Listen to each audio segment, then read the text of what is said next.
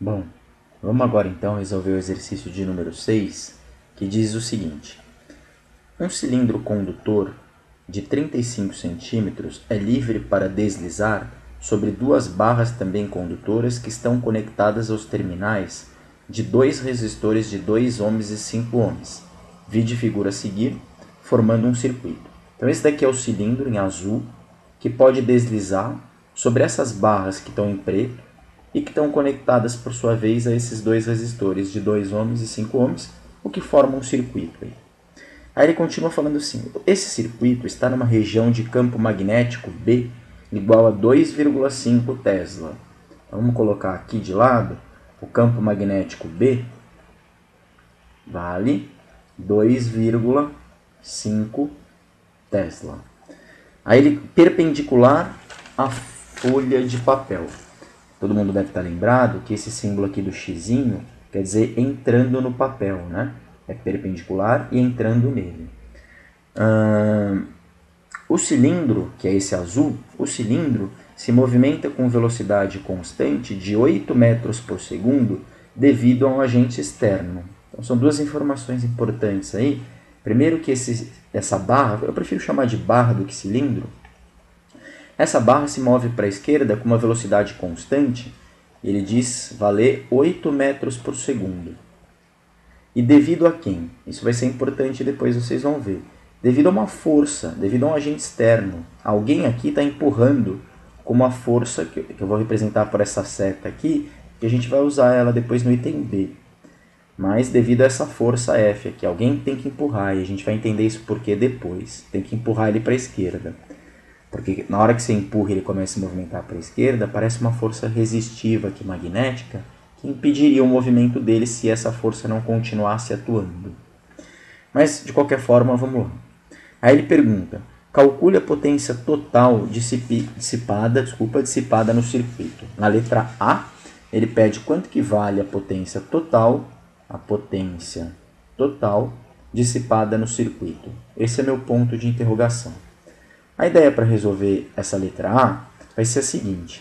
Eu vou descobrir quanto que vale a corrente nesse resistor, quanto que vale a corrente nesse resistor, e usar a fórmula da potência, potência igual a R vezes I ao quadrado. Aí eu vou descobrir a potência nesse, vou descobrir a potência nesse, e vou somar as duas potências, e aí eu vou ter a potência total. O valor da resistência dos resistores está anotado na figura, 2 ohms e 5 ohms. O que eu tenho que descobrir, então, é quanto que vale a corrente elétrica.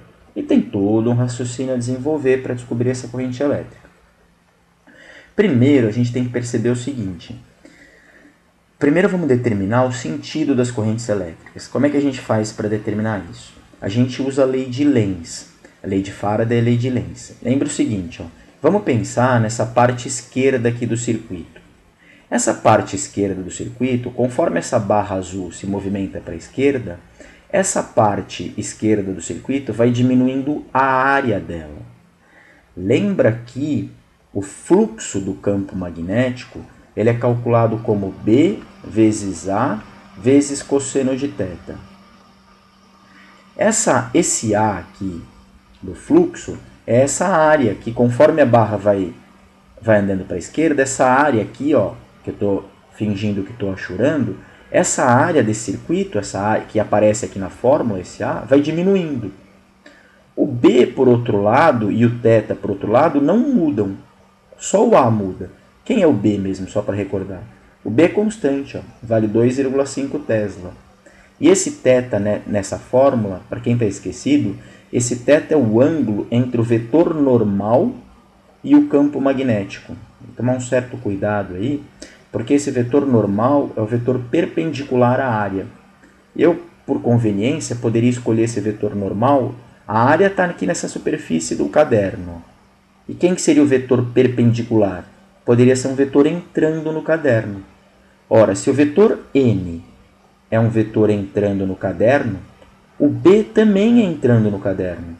E, portanto, os dois vão ter o mesmo sentido. Tanto B quanto N estão entrando. Tanto B quanto N são xizinho. O B é xizinho, isso o exercício falou, é xizinho, é entrando. E o N também. O N é perpendicular à área, então eu posso escolher ele entrando. Então, se os dois estão entrando, qual é o ângulo entre eles? 0 graus. Aí você vai, professor, mas então aqui vai dar 0. Não, não vai dar 0. Lembra que o cosseno, se esse θ vale 0 graus, o cosseno de 0 não é 0, é 1. E, portanto, esse fluxo pode ser calculado, isso vai ser importante nesse item A, esse fluxo pode ser calculado como B vezes A.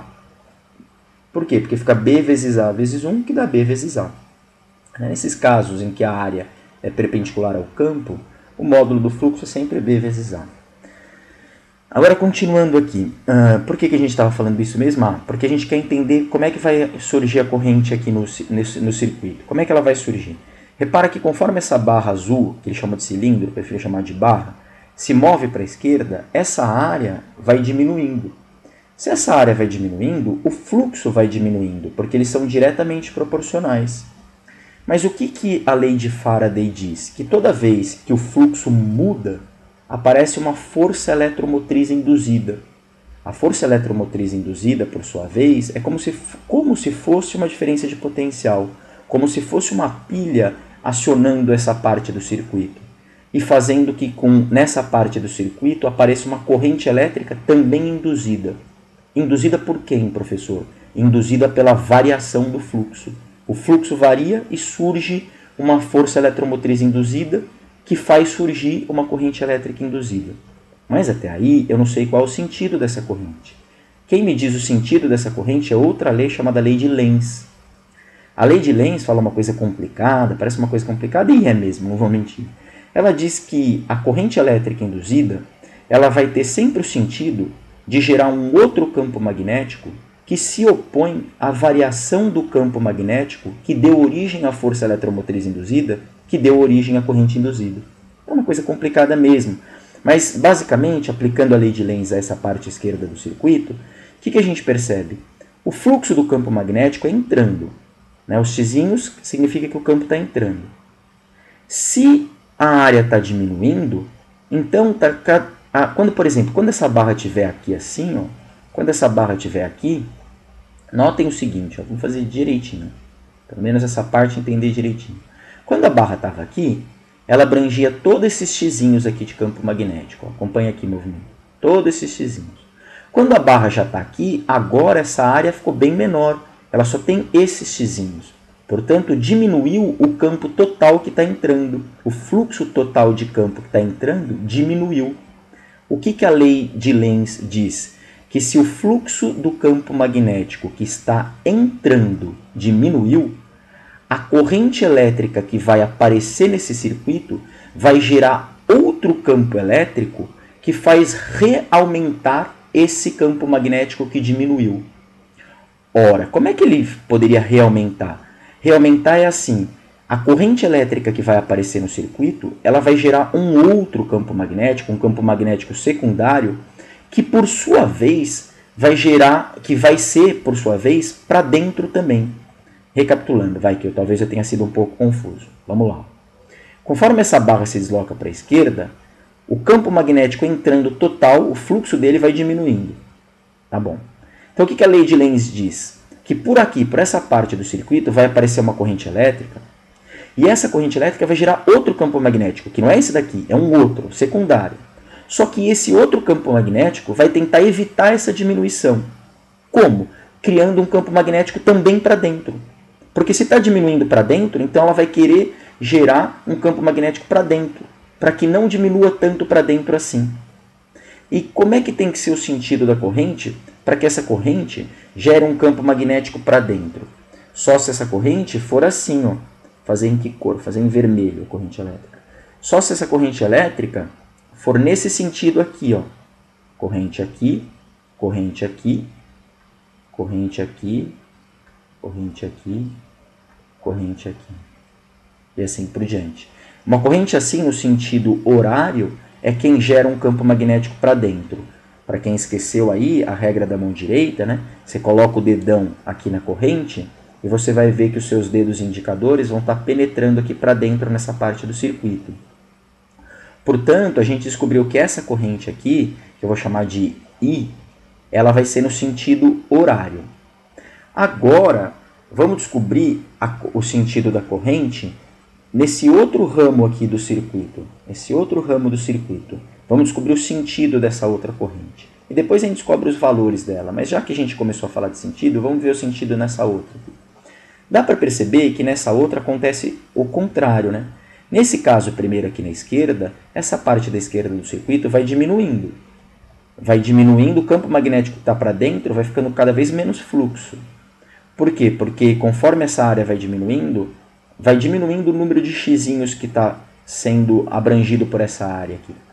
Por outro lado, a área da direita é o contrário. Conforme essa barra azul vai vindo para cá, aumenta o número de xizinhos que estão nessa área aqui, que são abrangidos por essa área da direita. Quando essa barra está aqui, ó, na posição inicial, esse daqui são os xizinhos que ela pega.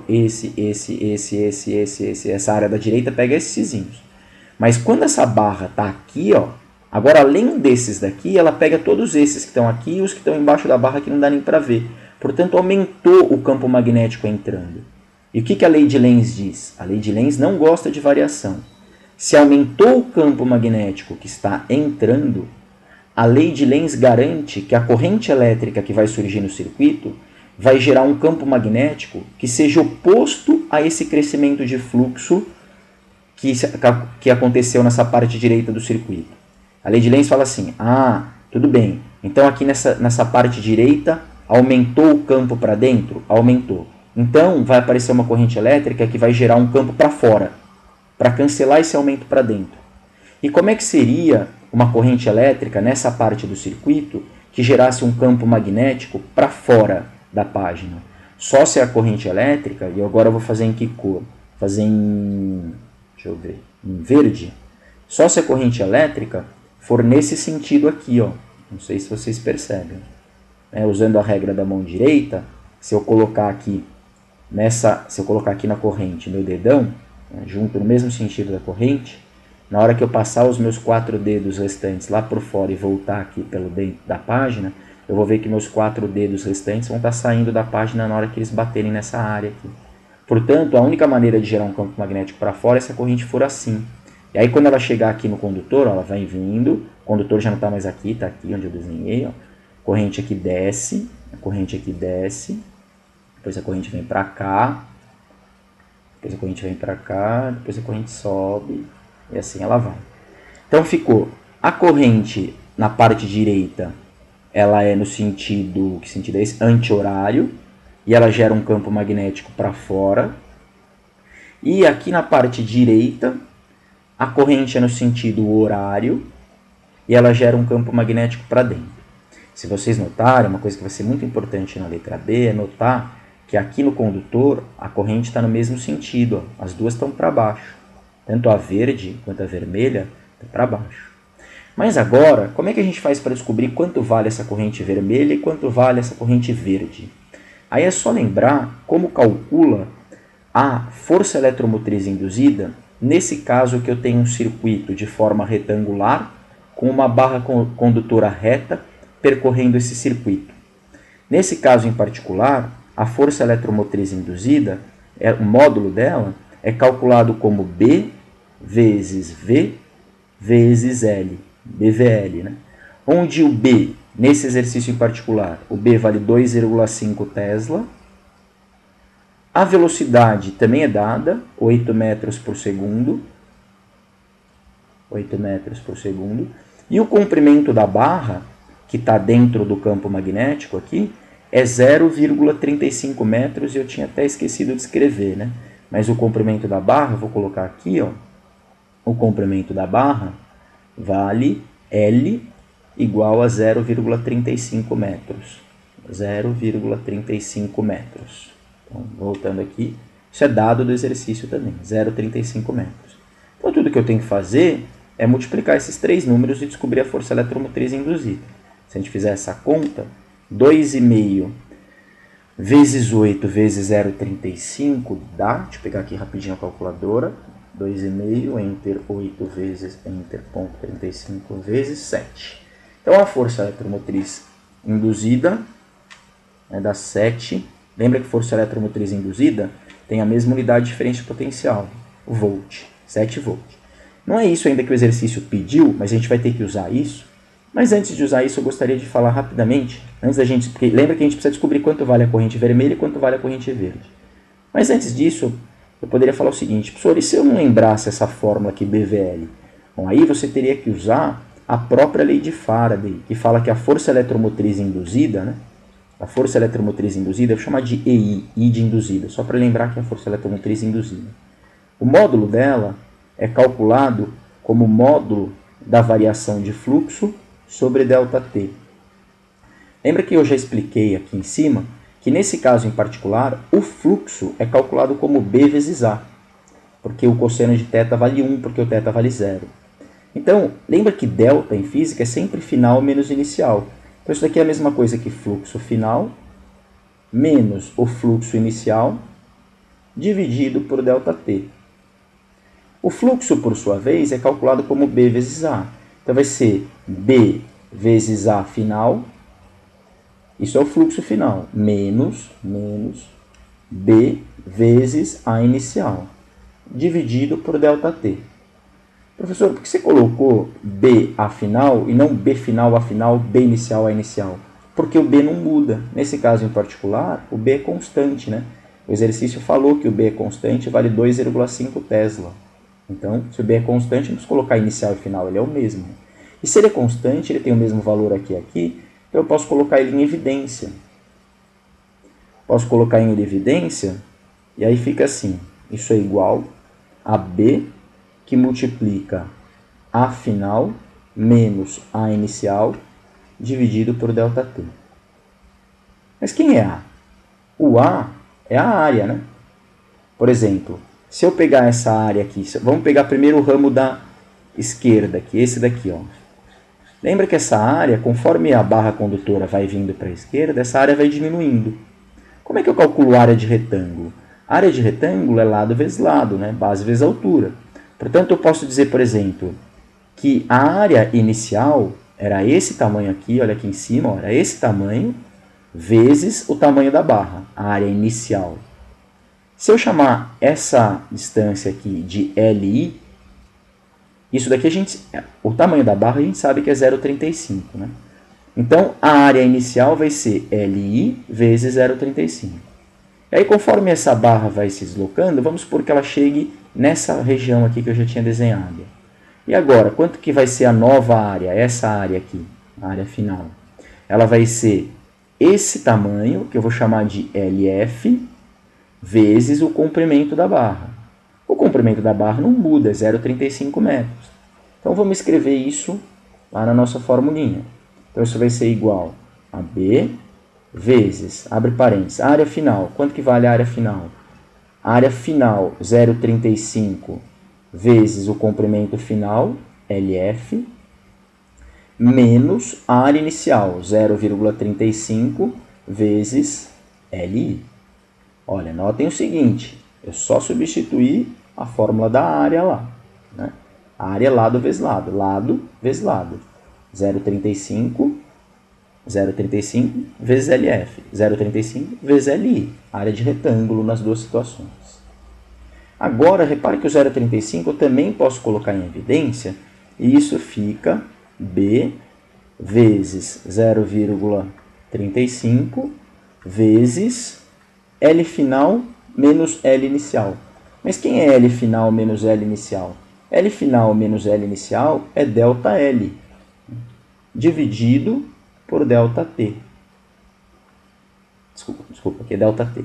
ΔL sobre ΔT. Mas quem é ΔL? Se você olha essa parte aqui da fórmula, ΔL sobre ΔT. ΔL é a distância que a barra está andando. Vamos pegar em módulo, o ΔL é isso daqui, ó. É a distância que a barra andou. Quem é distância sobre tempo? Distância sobre tempo é velocidade. Portanto, isso daqui é a mesma coisa que B vezes 0,35 vezes a velocidade. Esse 0,35 é o comprimento do fio, que é o L. Então, isso daqui é a mesma coisa que BLV ou BVL. Deduzir a fórmula que eu tinha usado aqui, ó, BVL. Né? Essa fórmula aqui. Então, descobri que a força eletromotriz no circuito vale 7 volts. Se você fizesse para esse lado aqui, também vai dar 7 volts. O E induzido tanto do lado direito quanto do lado esquerdo é 7 volts. Por quê? Porque o E é BVL, o B não muda. O B do lado esquerdo e do lado direito é igual, é 2,5 Tesla. A velocidade é uma velocidade só, 8 metros por segundo. E o L é um comprimento só, que é o comprimento da barra. Portanto, a força eletromotriz induzida, tanto aqui quanto aqui, são 7 volts. Então agora, a gente ficou com um circuito assim. Desse lado esquerdo, eu tenho uma força eletromotriz induzida de 7 volts e um resistor de resistência, já esqueci de olhar aqui, 2 ohms. 2 ohms. Ora, você sabe então descobrir quanto que vale essa corrente. Só vamos ver qual cor que eu tinha representado a corrente aqui, vermelha, para deixar coerente, né? A corrente aqui é vermelha, lembra que nessa parte aqui ela sobe? E agora, para descobrir essa corrente, é só usar a primeira lei de Ohm, né? U é igual a R vezes I. O U agora é o 7 volts, é a força eletromotriz induzida. Ó. Então, fica 7 é igual a resistência, que vale 2, vezes I. Da onde eu descubro que o I vermelho vale 3,5 amperes. Mas lembra que o que eu preciso descobrir não é a corrente, é a potência. O que ele pediu foi a potência, né? E como é que eu calculo a potência se eu sei a resistência e a corrente? É só fazer R vezes I ao quadrado. O R vale quanto mesmo? 2 ohms, vezes o I, que é 3,5 ao quadrado, da onde eu calculo que essa potência aqui vale, deixa eu fazer a conta aqui rapidamente, desculpem, não fiz ainda, 3,5 ao quadrado, entre 2 vezes 24,5 volts. Desculpa, 24,5 watts. Todo mundo lembra que potência é dada em watts no sistema internacional. Está todo mundo no sistema internacional aí, né? Bom, então essa é a potência no resistor da esquerda. Agora eu preciso calcular a potência no resistor da direita. E é a mesma coisa, né? O resistor da direita, esse daqui, o resistor da direita, esse daqui, a resistência dele vale 5 ohms, a corrente nele sobe e é verde. Então, o resistor, deixa eu desenhar aqui, vale 5 ohms. A corrente, eu desenhei em verde. E a força eletromotriz nele é a mesma, a gente viu, que vale 7 volts. E aí é o mesmo raciocínio, né? É o mesmo raciocínio. Só usar U igual a R vezes I. O U vale 7. Isso é igual ao R, que vale 5. Vezes o I, que eu quero descobrir. O 5 passa dividindo. 7 sobre 5 é a mesma coisa que 14 sobre 10, que é 1,4. Então o I é 1,4 amperes. Só que o que eu quero é a potência e não a corrente. Potência é R vezes I ao quadrado. R vale 5. O I vale 1,4 ao quadrado. Então, a potência é igual, deixa eu fazer a conta aqui rapidinho, 1,4 ao quadrado entre 5 vezes 9,8 watts. 9,8 watts. Mas lembra que o que o exercício pediu foi a potência total. Então, a potência total que eu vou fazer em preto nada mais é do que a soma das potências. Potência é uma grandeza escalar. Você soma como você soma número. Então, a potência vai ser... Potência total vai ser a potência vermelha mais a potência verde, da onde eu concluo que a potência total vai ser 24,5 mais 9,8 e, portanto, a potência total será 24,5 entre 9,8 mais 34,3 watts. Se eu não errei nenhuma conta, acho que não. 34,3 watts. Essa era a letra A. Vamos fazer agora a letra B. Só um comentário aqui. Eu poderia... Uma outra maneira de calcular a potência seria fazer E ao quadrado sobre R, né? Mas eu preferi fazer assim, R ao quadrado, que dá um pouquinho mais de trabalho, mas rigorosamente falando, conceitualmente falando, mais correto, fazer R vezes I ao quadrado no resistor. Um dia eu faço um vídeo sobre a lei de Lenz, explico que esses 7 volts aqui não é a mesma coisa que um U, que é uma diferença de potencial. Ele tem algumas diferenças, então... Mas tudo bem. Vamos fazer a letra B, então. Na letra B, ele pergunta o seguinte. Na letra B, ele pergunta, cadê? Determine o módulo da força do agente externo que mantém o cilindro, que é aquela barra, né, com velocidade constante. Então ele quer saber quanto que vale aquela força lá que está empurrando aquela barra condutora. Esse é meu ponto de interrogação. E aí, para entender essa pergunta, para ver como resolve, vamos voltar aqui no circuito e ver o seguinte. Ó. Nessa barra condutora, passa uma corrente, a corrente vermelha passa para baixo, a corrente verde passa para baixo também. E como essa figura está muito bagunçada, eu vou redesenhar ela aqui embaixo para ficar mais claro, porque senão não vai ter condição. É assim, tem aquela barra lá, aquela barra. Eu não vou redesenhar tudo, porque demoraria muito. Tem aquela barra, e por aquela barra passa tanto a corrente vermelha para baixo, e quanto que vale essa corrente vermelha? A gente acabou de calcular, vale 3,5 amperes, e igual a 3,5 amperes. E passa também a corrente verde para baixo, por dentro da barra, tá? O desenho fora só para a figura ficar mais bonitinha. A corrente vale 1,4 amperes, e portanto eu posso esquematizar essa barra como sendo percorrida por uma corrente só, que é a soma dessas duas, né? Porque as duas estão no mesmo sentido.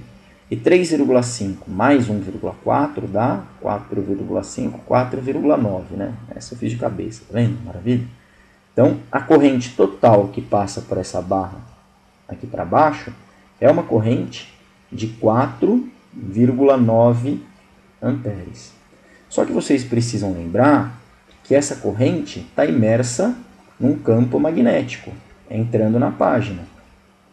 E se vocês lembrarem, toda vez que uma corrente, nesse caso aí percorrida num condutor, ela for percorrida numa região onde existe um campo magnético, esse condutor vai ficar sujeito a uma força, chamada força magnética, que é a força força magnética que existe quando uma corrente está imersa, quando um fio está imerso num campo magnético B, e por esse fio passa uma corrente elétrica I. Essa força ela é desenhada, o sentido dela é desenhado pela regra da mão esquerda. Lembra que você coloca o dedo do meio no sentido da corrente, o dedo indicador no sentido do campo magnético, e o seu dedão será a força. Portanto, esse condutor aqui ele vai ficar sujeito a uma força, quem aplicar direitinho aí a regra da mão esquerda, lembrando de novo, dedo do meio para baixo no sentido da corrente, dedo indicador entrando na página, e se você fizer direitinho, você vai ver que o seu dedão vai ficar para cá. Ó. Essa força é chamada força magnética, e ela é calculada como B e L seno de θ. Bil sem θ, né? O pessoal fala.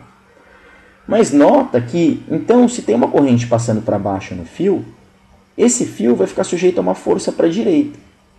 A única maneira desse fio continuar se movimentando para a esquerda com uma velocidade constante de 8 metros por segundo é se nesse fio tiver uma outra força atuando para a esquerda, que cancele essa força aqui. Essa é a força do agente externo a qual o exercício se refere. O que eu estou querendo dizer é o seguinte: enquanto esse fio estiver sendo puxado para cá, vai ter uma força magnética para cá. Ele vai estar sendo percorrido por uma corrente, e aí vai ter uma força magnética para a direita. Se você quiser manter esse fio andando para a esquerda, só se você ficar fazendo uma força, de tal forma que essa força sempre cancele essa daqui. Ah, professor, mas se essa força cancelar essa, a força resultante dá zero. Exato, a força resultante dá zero. Ah, professor, se a força resultante der zero, ele vai ficar parado. Força resultante zero também possibilita movimento retilíneo uniforme. Lembra disso. E é o caso, né? Esse fio condutor, essa barra condutora, está se movimentando em MRU, velocidade constante, 8 metros por segundo. E, portanto, se ela está em movimento retilíneo uniforme, a força resultante é zero. Se a força resultante é 0, a força para a esquerda tem o mesmo valor da força para a direita. E se a força para a direita tem esse valor aqui, então a força para a esquerda também. Ele perguntou essa daqui. Eu não sei calcular essa, mas essa é igual a essa. E essa eu sei calcular. É Bill sem θ. Bill seno de θ. E que tem o mesmo valor dessa para a esquerda. Portanto, a força magnética que você tem que empurrar o fio vai ser calculado como B vezes I vezes L vezes seno de θ. E a gente substitui os valores aí para descobrir a força. O B, lembra que vale 2,5 Tesla. O I vale 4,9 amperes. A gente acabou de somar as duas correntes lá para ver isso.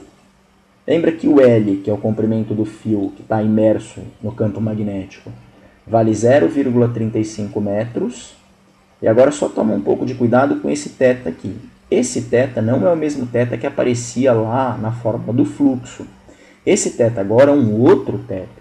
Esse θ agora é o ângulo que a corrente elétrica forma com o campo magnético. Esse é o θ agora. E se você notar, a corrente elétrica é para baixo. E o campo magnético é para dentro da página.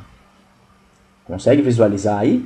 Corrente elétrica para baixo e campo entrando, qual o ângulo que a corrente para baixo forma com o campo que está entrando na página? Isso mesmo, 90 graus. Então esse θ é 90 graus. E lembra que o seno de 90 graus vale 1 também. Assim como o cosseno de 0 lá em cima valia 1, o seno de 90 também vale 1. Então, tudo isso daqui para dizer que fica tudo isso vezes 1. Qualquer número vezes 1 é ele mesmo. Então nem precisava desse 1 aí. Mas eu precisava raciocinar, perceber se era ou não 1. A maioria das vezes é. Nesse caso é. Então, fazendo essa continha para a gente descobrir quanto que vale a força. A força vale 2,5 vezes 4,9 vezes 0,35 dá 4,28 newtons. Né? Tá todo mundo no sistema internacional. Força é dada em newtons. 4,29. 2875, né? 4,29 newtons. E essa é a resposta final. Espero ter ajudado. Um abraço a todos. Até logo.